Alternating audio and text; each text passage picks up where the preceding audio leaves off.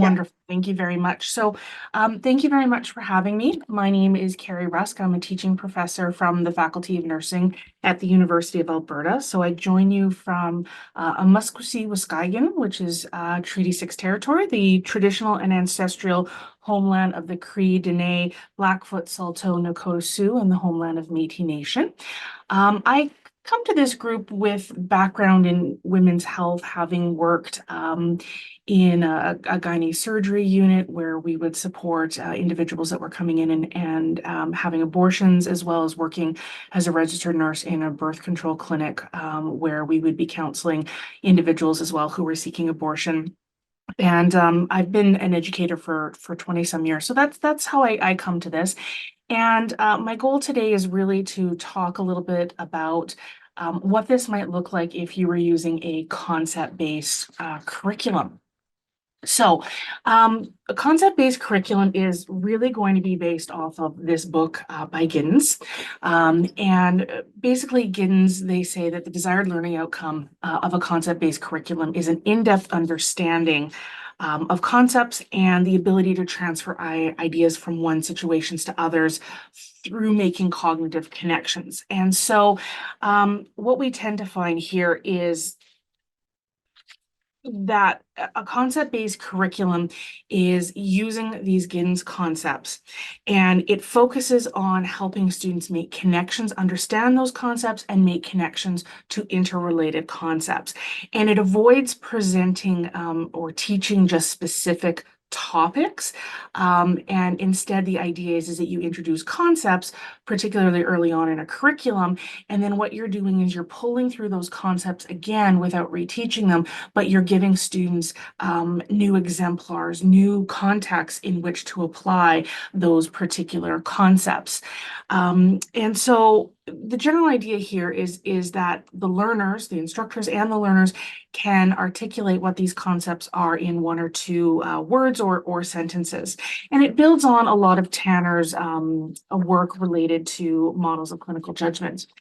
So why did we at the University of Alberta Faculty of Nursing decide to go to a concept-based curriculum? Well, we really did recognize that content creep, as Emily has mentioned, is a very, very real thing. We also see that there is never-ending changes in practices, in technologies, and our ability to constantly keep up with these new innovations was really, really challenging. There's also a belief that we had that sort of that traditional didactic approach to teaching wasn't really preparing students for the clinical judgment aspect of it. And ultimately, we really wanted to teach our students how to think, not recite and just think about facts. So we wanted them to be able to translate information. So, as has already been mentioned, the creep still exists, even in a concept-based curriculum. I can tell you as an educator in the last 2 years alone, we've seen entry to practice competencies from a number of interest groups, including related to harm reduction, informatics, planetary health. Obviously, we have all the TRC recommendations, and most recently, genomics as well has come out. So we're really kind of overwhelmed with how do we incorporate all these entry to practice competencies that are coming out and being recommended to us? And I think a concept-based curriculum is a really great way of being able to address all of those issues. So from a concept-based curriculum perspective, the way it starts, Giddens arranged things by categories and then themes and then concepts. And so I'm just going to run down so that you can see what these themes and concepts look like. So the first category we have here is healthcare recipient concepts. And so you can see the themes, and then 1 through 7 would be the individual concepts. Then we move over into health and illness concepts. And again, there are various themes and the individual concepts from 8 to 36 here. And then we move into the professional nursing and healthcare concepts that we have here from 37 to 58. So what happens is we introduce all of these concepts. The book itself includes definitions of what those concepts are, and it provides sort of a scope of what do we mean by that definition, how far does this go? It makes suggestions about interrelated concepts as well. And so I've just included a really nice overview so that you can see sort of the map of what all of these concepts look like. So when you start diving down into these entry to practice competencies that have been developed, I thought what might be useful is to help us see how these entry to practice competencies link directly down into individual concepts. So for example, we have the first entry to practice sort of competency thread here is all about on applying clinical knowledge when assessing patient and client for pregnancies. And so when you look and you read through A through H, I think what you see really clearly is that the primary concepts here would be reproduction and clinical judgment. So what you might see is reproduction might be taught in earlier physiology courses. And if you have an obstetrics course in your program, you may find that that concept is brought up again. Again, the idea of clinical judgment is introduced earlier in the program, and there's opportunity to then start bringing in clinical judgment as it relates to abortion care and access later on in the program. The next one is the trauma and violence informed and therapeutic communication strategies for clients who've chosen abortion. So the concepts that really apply here would be communication, care coordination, health education, sexuality, and ethics. Now, I will say that sexuality includes gender identity. That's how GIDENS has conceptualized it. But as a program, you actually can select, you can develop your own concepts if you want, if you were not happy. The GIDENS book is American based. And so our program has found that we've needed to adjust some of the concepts because they needed to reflect Canadian context in education. And so then if we move through here, the collaboration with interprofessional teams, you look here, again, the concepts this links to collaboration, care coordination, health disparities, healthcare quality, and policy as well. So again, these get introduced earlier on, and there would be opportunities then through case studies and exemplars to frame students looking at these concepts with the focus now on abortion care. For number 4, this links beautifully well to professional identity and ethics. And number 5 would link to interpersonal violence, health education, reproduction, and ethics. So we can start seeing these concepts are repeating themselves. And I think this goes to what Emily has previously mentioned, that there, I believe, is a lot of these entry to practice competencies. They're being taught either in different courses or in current courses, and all we're looking for is some small tweaks, if you will, to adjust them and have them reframed around abortion care. And then finally, when we're looking at the overview of the history of abortion care, communication, care coordination, gender identity, policy, and health disparities. Now, I don't believe I included the NP ones, just simply because it's very much a repeat of what you have, but you may find that there's a few more of those health and illness concepts. For hormonal regulation, for example, you may find it gets included in there. Things like clotting might get in there too. So knowledge of those as a prescriber. So when I look at that, this is sort of the concept map I end up developing when I look at what are all the interrelated concepts. And so this is sort of the way, and when I thought about how am I going to talk here today, I was thinking about how am I going to take these competencies to my curriculum committee and talk about how we can integrate this into our program. And so this is sort of the preliminary map of all the interrelated concepts that I think relate to these entry to practice competencies. So what would be my next steps? And as an educator, how would I include this in a concept-based curriculum?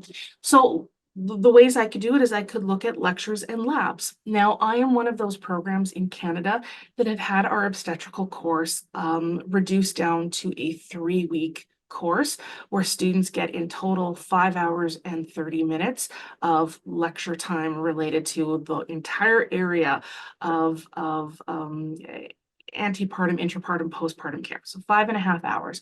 There's really not a lot of time to incorporate teaching of this in our lectures or in our labs. There's certainly opportunities to build some learning modules for instructors to include in post-conferences or pre-conferences. I think a great way of getting at this is going to be some well-written case studies and exemplars that are designed around these interrelated concepts. And I believe my goal here is to take these entry to practice competencies and not to just have them situated within our obstetrical course. I think we need to start looking at this in all of our courses, and wherever we're talking about ethics, wherever we're talking about collaboration, there's an opportunity to include scenarios around abortion care, advocating for abortion access in those particular areas. And so, you know, and that's where I'm getting at with this communication, the ethics, the professional identity, and collaboration. Where those are being talked about in the curriculum, there's an opportunity for us to use exemplars in this area. So this comes from a supportive book around concept-based learning. It's this book here by Erickson, Lanning, and French, and it's a concept-based curriculum. It's instruction. And one of the ways that they will articulate how to go about doing this is they sort of use this structure and this image, and I thought it might be helpful. So if we were going to look at that first overarching entry to practice competency, which is applying clinical knowledge when assessing a patient or a client for pregnancy, I would identify that the concepts we're looking at here are reproduction, clinical judgment. If I was going to approach this from a topics and facts perspective, then my topics might be, what are the signs and symptoms of pregnancy, calculating, you know, the expected date of confinement, and early warning signs in pregnancy, just to name a few. And then what I would do is, my apologies, I would go down into the facts, and that's where I would lay out what were all the factual things I was going to teach students related to that topic, which links into this broader concept. I don't have a lot of time, obviously, as I've said, in my obstetrics course, so there's not a lot of time to teach topics and facts. We focus more on the concepts in that course. So from a conceptual perspective, I might focus on processes and strategies and skills. And so instead here, I might be focusing on, in the lab setting, you know, how do we perform a pregnancy test? What are your strategies of communicating results of a pregnancy test and having the students actually practice that conversation in a lab setting, using a wheel, a pregnancy wheel for calculating EDC. So those might be the skills that I would have the students do to help get at these concepts and get at the overarching entry to practice competency. If we were looking at adhering to the nursing standards of practice, scope of practice, and code of ethics when providing abortion care, that would be my overall general principle with the concepts related to professional identity and ethics. Again, if I had the time, and again, these concepts of professional identity are likely being introduced in first and second year of our program, you know, some of the topics that we're going to see having a conversation there, what is cultural safe care? And then the facts would explain that. How do we maintain confidentiality? And what is the scope of practice of an RN around abortion? And what I could do is we could talk about that, or we could do things like case studies or exemplars that are related to abortion care and confidentiality, or looking at a case if we're talking about in second year in a non-obstetrics course, you know, if we're talking about code of ethics and conscientious objection comes up, that's a place where we could introduce a scenario around that it is abortion that the objection is being made to. And so that's sort of the way I see myself building this into our curriculum, is using structures like this and identifying key places all the way out through the curriculum where I know we're using exemplars to get at these concepts, and working with my colleagues in those teaching teams to try and encourage them to be using exemplars that also focus on abortion care.